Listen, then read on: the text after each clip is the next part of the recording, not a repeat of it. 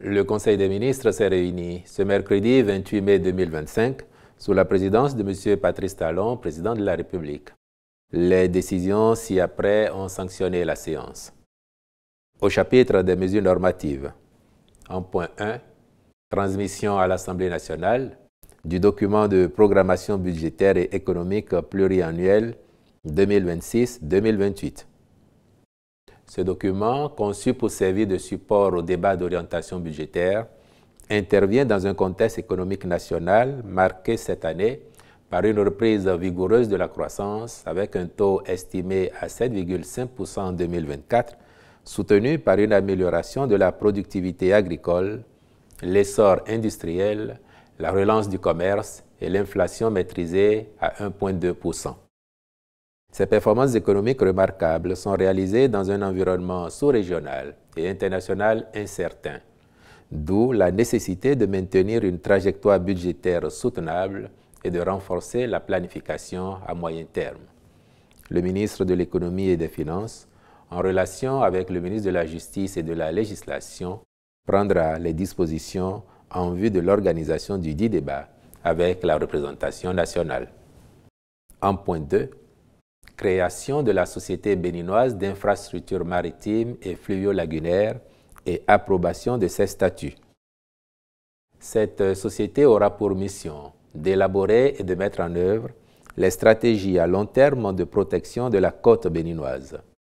Celles-ci peuvent combiner les dragages des fonds marins ou lagunaires, la recomposition du territoire et la préservation des espaces naturels. Elle s'occupera, par ailleurs, de la construction et de l'exploitation d'un chantier naval avec pour responsabilité d'entretenir les engins flottants nationaux et d'assurer leur navigabilité. Le Conseil a donc marqué son accord pour sa création. Il en a adopté les statuts, puis instruit les ministres concernés à l'effet de prendre les dispositions appropriées en vue de son opérationnalisation diligente. Au chapitre des communications, en point 1, mission de maîtrise d'œuvre du Centre technique agroalimentaire au Bénin. Le centre aura pour mission de renforcer la compétitivité des entreprises agroalimentaires et industrielles béninoises, d'instituer le respect des normes de qualité et d'hygiène, de combler l'insuffisance en équipements techniques modernes afin d'accroître les capacités d'exportation. De même, il offrira des services de conseil, d'assistance conseil, d'études, de formation et d'appui technique aux acteurs des filières agroalimentaires et de l'emballage avec pour ambition d'optimiser le taux d'intégration de l'économie nationale en exploitant les recommandations du cabinet commis à cette mission. En point 2, approbation du document de politique nationale de promotion et de développement des petites et moyennes entreprises pour la période 2025-2034. La présente politique, élaborée dans une démarche inclusive et participative, précise les repères stratégiques devant guider les interventions relatives aux micro, petites et moyennes entreprises sur la période visée, lesquelles sont attendues à l'horizon 2034 pour être compétitives dans un cadre institutionnel adéquat et un environnement des affaires favorable à la création de la richesse, d'emplois décents et durables. Son approbation permettra ainsi de disposer d'une orientation nationale en matière de promotion et de développement des micro, petites et moyennes entreprises, tenant compte des mutations socio-économiques afin de mieux répondre aux nouveaux défis de développement de notre pays. Le ministre des Petites et Moyennes Entreprises et de la Promotion de l'Emploi veillera à sa mise en œuvre en liaison avec les autres ministres concernés. En point 3. Agrément au Code des investissements. Il s'agit de 8 sociétés qui sont éligibles au bénéfice des différents régimes incitatifs de ce code, comme ci-après. Régime des investissements spécifiques.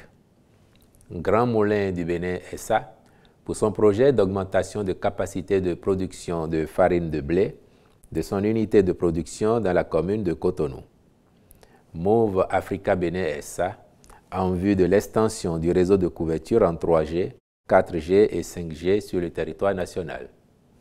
GFIS International Sarl, pour le projet d'ouverture et d'exploitation par dragage d'une carrière de sable lagunaire dans la zone marécageuse de Dja, dans la commune de Semekpoji. Partouche Casino Cotonou SA, dans le cadre de son projet de création d'un casino au Sofitel de Cotonou. Régime A. Protein and Nuts Sarl, en vue de la construction et de l'exploitation d'une unité de fabrication de tourteaux dégraissés et d'huile brute de soja à Ouibatin dans la commune d'Alada. Lisa Cocktails Sarl, pour l'implantation et l'exploitation d'une unité de production de cocktails à base de jus de fruits et d'alcool à la zone industrielle de Semekpoji. Régime B. Global Veterinary Industries SA, dans le cadre de la mise en place d'une unité de production industrielle de prémix et de concentrés minéraux vitaminés pour aliments de volailles et dérivés à la zone industrielle de Gakpe dans la commune de Ouida. Nissi Sarl, pour l'installation et l'exploitation d'une unité de production de tourteaux et d'huile végétale brute à base d'arachide, de noix de palme, de karité et de soja à Denou dans la commune de Toribosito. La réalisation de tous ces projets, en plus des nombreux emplois qui en découleront, impactera positivement les différents secteurs dont ils relèvent et apportera de la plus-value à l'économie nationale. En point 4, réalisation des travaux d'urgence de réparation des dégradations critiques relevées sur le réseau routier national. Ces dégradations ont été relevées au niveau de 30 ouvrages dans les communes de Tukuntuna, Kobli, Kéru, Kopargo, Kandi, Banikwara, Parakou, Cotonou, Abomey-Calavi, Porto Novo, Avrankou, Wenhi, Djidja, Kulekame, Kome et Grand Popo. Elles portent sur des ouvrages défectueux, des ouvrages partiellement ou totalement effondrés et des équipements de sécurité endommagés par les usagers. Seront impactés par ces travaux, s'agissant des tronçons de route classés non revêtus, les axes Tukuntuna, Peporiaku, Kobli Materi, Kéru Kaubagu, Parakou Binassi Perere Niki, Katagon Avrankou, Avakba Tokota. Quant aux routes revêtues, il s'agit des axes Kandi Banikwara, Godome Kalavi, Pédekpo Boyikon, Boyikon Dassazoumé, Abomey Azové, Ouida Kome Grand Popo et du pont Martin Luther King à Cotonou.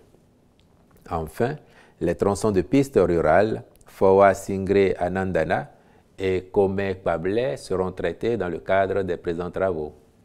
En vue de leur exécution diligente, le Conseil a marqué son accord pour la contractualisation avec les entreprises retenues qui devront les exécuter conformément aux exigences de leur cahier de charges. En point 5, modalité de commercialisation des logements économiques en location-achat.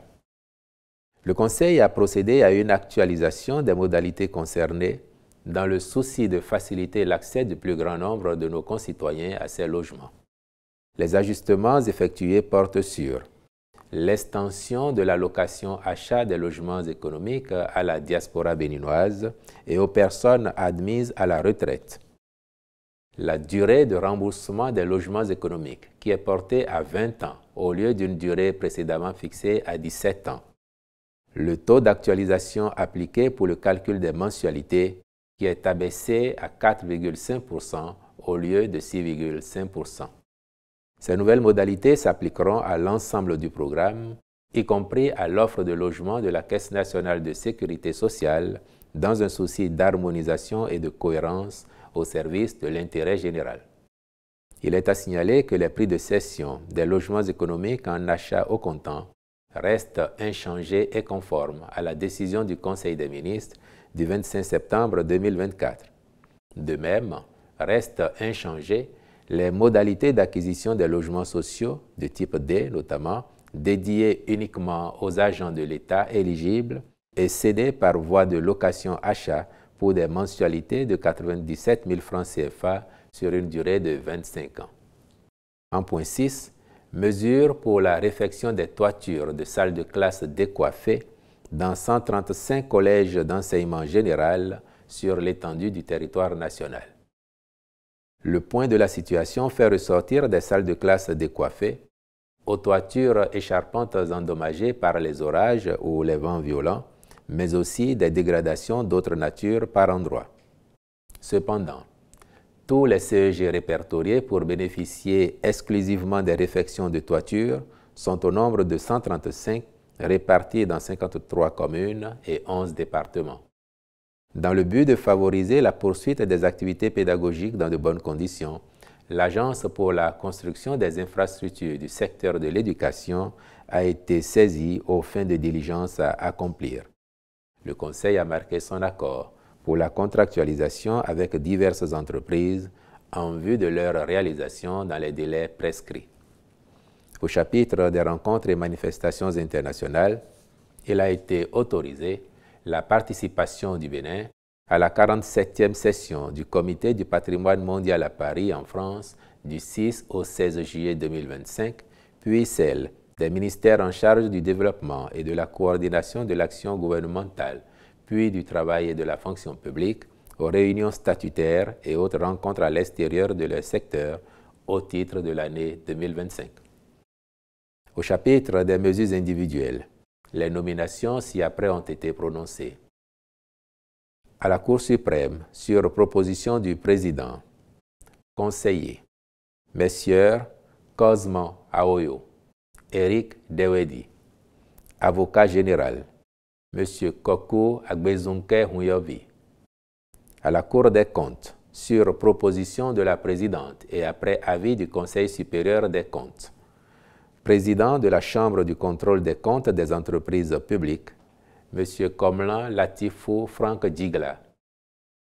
Au ministère de la Justice et de la Législation, sur proposition du ministre, directeur du Centre national du casier judiciaire, M. Jessoukon Antoine Abévi. Après avis du Conseil supérieur de la magistrature, sont nommés pour une mission dans les juridictions de fond. Président du tribunal de commerce de Cotonou, M. Romain Kofi. Procureur de la République près le tribunal de première instance de Cotonou, M. Olusegun Tijani Serpos. Procureur général près la Cour d'appel de Cotonou, M. Christian Adjakas. Président de la Cour d'appel d'Abomey, M. Christian Ataï, je vous remercie.